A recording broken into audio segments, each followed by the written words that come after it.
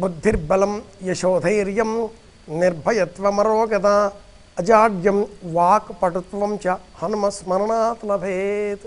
మంగళవారం నాడు మనం ఆంజనేయ స్వామి వారిని స్తోత్రం చేస్తాం. అలాగే ఈనాటి విశేషం అంతర్జాతీయ యోగా దినోత్సవం. యోగము భారతీయ సంప్రదాయం ప్రపంచానికి అందించినటువంటి అతి గొప్ప శాస్త్రాలలో యోగ శాస్త్రం ఒకటి.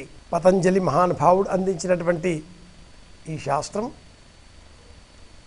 పాణిని అష్టాధ్యాయి ఏ విధంగా కీర్తి పొందిందో అలాగే అంతకంటే మించినటువంటి ఖ్యాతిని ఈనాటి కాలంలో పొందుతున్నది. యమ నియమ ఆసన ప్రాణాయామ ప్రత్యాహార ధ్యాన ధారణ సమాధి అనే 8 మార్గములలో అష్టాంగ యోగములు అన్న పేరిట ఈ శాస్త్రం ప్రవర్తిల్లింది. ఈనాటి కాలంలో అందరూ కూడా యోగా చేయాలి. అంతర్జాతీయ యోగా దినోత్సవం ఇది 2వదిగా మనం భావన చేస్తున్నాం. యోగము ఈ స్థితి శరీరానికా మనస్సుకా? ఆంజనేయ స్వామి వారు వజ్ర ఆసనం వేసి కూర్చుంటారు, వీర ఆసనం వేసి కూర్చుంటారు. అనేక ఆసనాలు యోగా అనే శాస్త్రంలో ఉన్నాయి. ప్రాణాయామం చేస్తాం, ఇది కూడా యోగాలో ఒక భాగమే. శరీరానికి ఆరోగ్యం కావాలి, యోగా చేద్దాం. ఇలా ఈనాటి కాలంలో అనేకరు చెబుతూ ఉంటారు, వింటూ ఉంటాం, అంటూ ఉంటాం, చూస్తూ ఉంటాం, చేస్తూ ఉంటాం కూడా కొండకొచ్చో. అయితే ఈ యోగా అనే విషయం శరీరానికా మనస్సుకా? ఇక్కడే ఉంది సనాతన సంప్రదాయం, ఆధ్యాత్మిక వైభవం. మనది అయినటువంటి భక్తి మార్గంలో యోగా శరీరానికి ఎంత అవసరమో మనస్సుకు అంతకు 100 రెట్లు అవసరం. ఏది ఆలోచిస్తున్నామో అది పలకాలి, ఏది ఆలోచించి పలుకుతున్నామో అది ఆచరణలో చూపించాలి.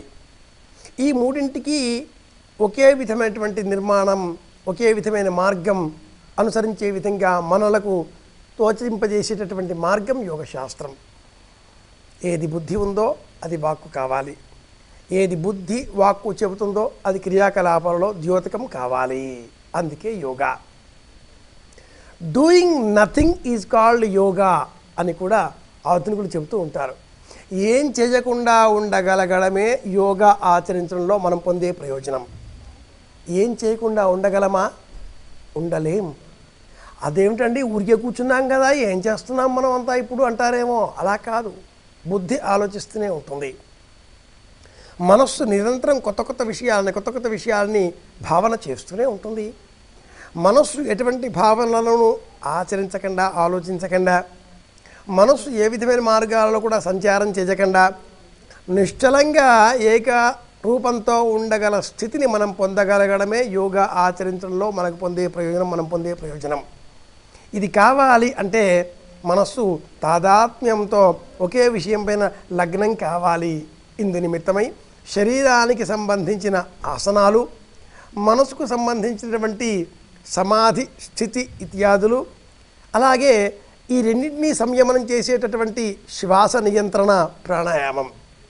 అందుకే యోగా 8 మార్గాలలో యమము, నియమము, ఆసనము, ప్రాణాయామము, ప్రత్యాహారము, ధ్యానము, ధారణ, సమాధి.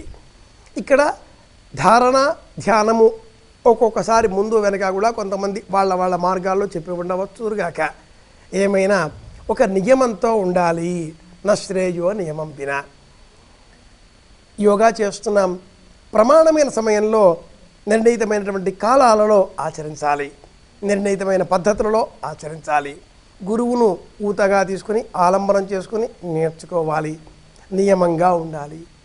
ఎక్కడ కూర్చుంటామో అక్కడే కూర్చోవాలి, ఎలా మాట్లాడతామో అలాగే మాట్లాడాలి, ఏ ఆహారం తీసుకోవాలో అదే ఆహారం తీసుకోవాలి.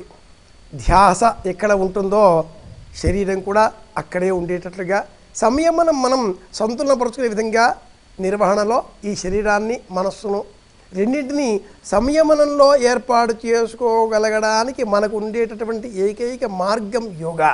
కనుక ఈరోజు అంతర్జాతీయ యోగా దినోత్సవం. ఈ దినోత్సవాన్ని పురస్కరించుకొని మనమంతా కూడా యోగా అభ్యసనాన్ని ప్రారంభం చేద్దాం, అభ్యాసం కొనసాగిద్దాం.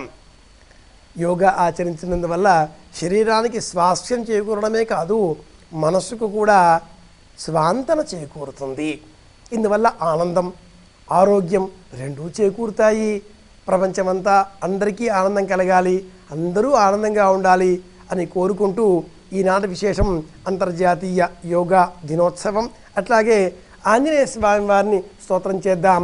బుద్ధి, బలం, యశస్సు, ధైర్యం, నిర్భయత్వం, రోగం లేకుండా ఉండగలిగే స్థితి, ఎటువంటి జాడ్యము లేకుండా ఉండగలిగేటటువంటి స్థితి, చక్కటి వాక్పాటవం మనం పొందగలుగుతాం ఆంజనేయ స్వామి వారిని స్మరణ చేస్తే అని విన్నవించుకుంటూ, ఆంజనేయ స్వామి వారు కూడా వజ్రాసనం, వీరాసనం తదితర ఆసనాలు వేసి మనకు మార్గదర్శకంగా ఉంటాడు అని కూడా జ్ఞాపకం చేసుకుంటూ అందరి ఆరోగ్యాన్ని, క్షేమాన్ని కోరుతూ శుభమస్తు.